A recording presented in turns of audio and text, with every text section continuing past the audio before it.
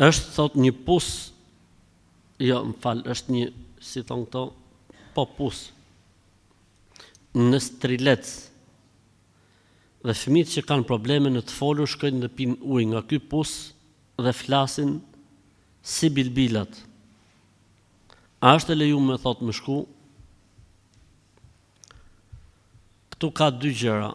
E para, kemi të bëjmë me besytni dhe fiksime njerëzish. Sepse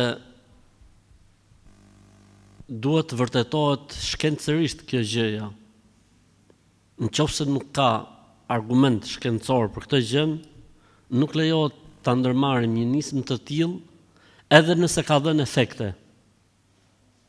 Sepse kuptohet që ka diçka që nuk shkon. Problemi i njerëzve cili është, o vlla thot ka dhënë efekt, ka bërë mrekulli. Ne themi që diçka tjetë e lejuar duhet të ketë argument, ose nga fjala e Zotit, ose nga fjala e pejgamberit sallallahu alajhi wasallam.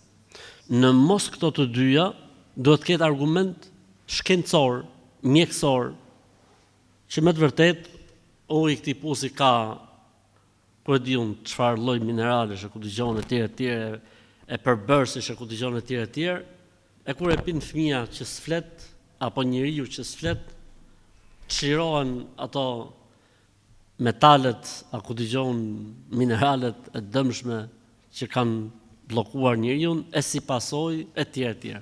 Pra përderisa ne argument nga feja nuk kemi, argument nga jeta dhe shkenca, nga shkenca dhe mjekësia nuk kemi, na betet argumenti mbar popullor, argumenti i provës.